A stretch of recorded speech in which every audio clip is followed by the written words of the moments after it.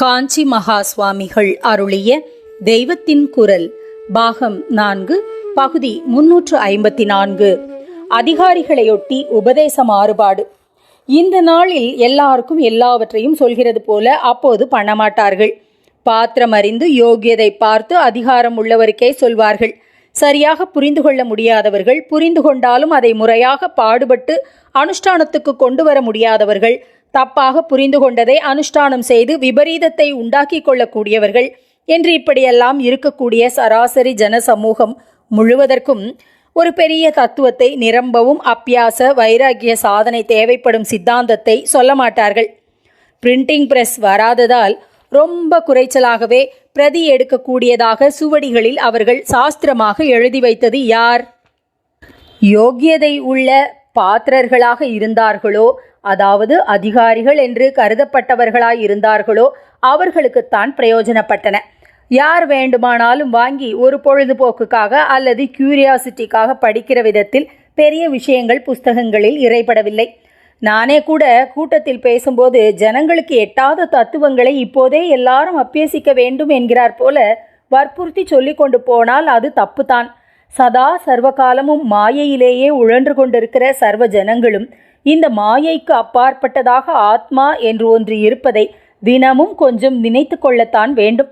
எல்லாரும் அப்படி செய்ய வேண்டும் என்பதற்குத்தான் அத்வைதத்தை பற்றி உபன்யாசிப்பது.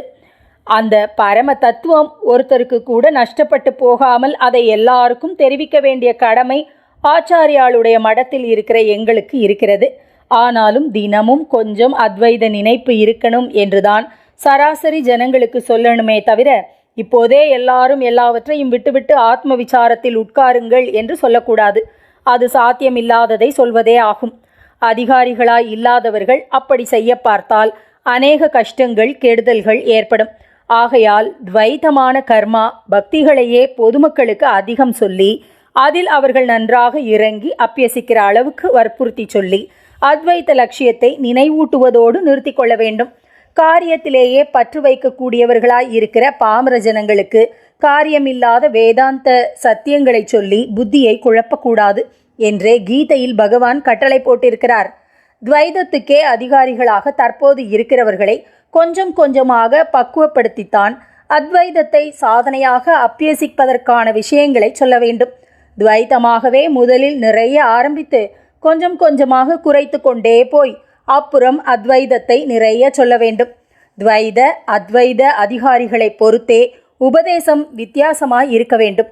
இதில் முக்கியமாக இப்போது நாம் எடுத்துக்கொள்ள வேண்டிய விஷயம், கவனிக்க வேண்டியது என்னவென்றால், துவைத அதிகாரிகளுக்கு ஆரம்பத்திலிருந்தே அத்வைத லட்சியம் என்ற ஒன்றை துளி சொல்ல வேண்டும். அப்புறம் பக்குவப்படுத்தி கொண்டே போய் அத்வைதத்துக்கு அதிகாரியாக்க வேண்டும் என்பதால் இவர்களுக்கு முழுக்கவும் துவைத உபதேசத்தோடையே முடித்துவிடக்கூடாது என்றாகிறது.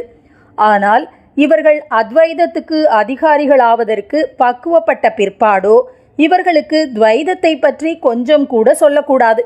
அங்கே இங்கே கூட துவைதத்தில் இவர்களுடைய சித்தம் போக விடாமல் முழுக்க முழுக்க அத்வைதமாகவே சொல்லி கொண்டு போய் அதிலேயேதான் இவர்களை ஆணி அடித்தார் போல நிறுத்த வேண்டும்.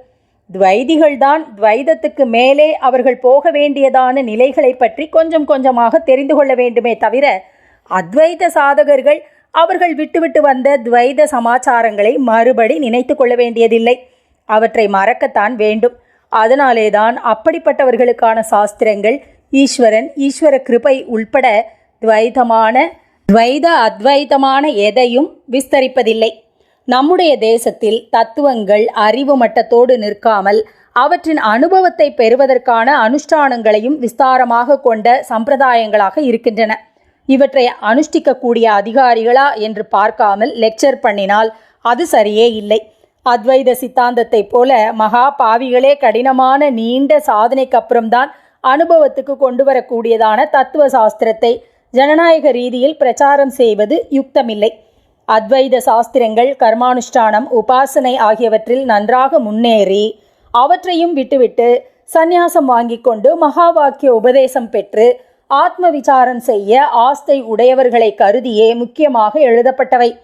முன்னே சொன்னார் போல இவர்கள் பக்தி பூர்வமாக சாதனை செய்யும் வரையில் அத்வைதத்திலேயே ஆணி அடித்தார் போல நிலைநிறுத்த வேண்டும் என்ற அபிப்பிராயத்தில்தான் துவைத்தமான ஈஸ்வர கிருபையை பற்றி பளிச்சென்று சொல்லாமல் விட்டது.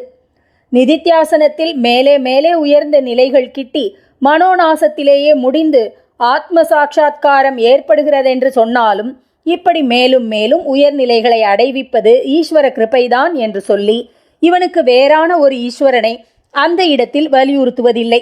ஈஸ்வரன் மகா மாயாவி, அவனன்றி அணுவும் அசையாது என்கிறார்கள். ஆனாலும் அவன் நம் மனசிலே புகுந்து கொண்டுதான் நம்மை நினைக்க பண்ணுகிறான் என்பது கொஞ்சம் கூட புரியாத நிலையிலேயே நம்மை வைத்திருக்கிறான். நம் நினைப்பு கண்ணா பின்னா என்று இருப்பதை பார்க்கும்போது இது நிச்சயமாக அவன் நினைப்பதாய் இருக்க முடியாது. இப்படிப்பட்ட நினைப்புகள் அவனுக்கு பிரீத்தியாக இருக்காது என்று தோன்றுகிறது. நல்ல நினைப்புகளை தூண்டிவிடும்படி அவனிடமே பிரார்த்திக்கிறோம். காயத்ரிக்கே அதுதான் அர்த்தம் ஆனதால் எல்லாம் ஈசன் செயலே என்று சொன்னாலும் அவன் நம் செயல் என்று நாம் ஏதோ செய்து பார்த்து முட்டி மோதிக்கொண்டு அதனாலேயே அறிவு பெறுகிறோமா என்று பரீட்சிக்கிறான். அந்த விதத்தில்தான் நமக்கு தனி மனசை கொடுத்து வேடிக்கை பார்த்து கொண்டிருப்பதாக தெரிகிறது.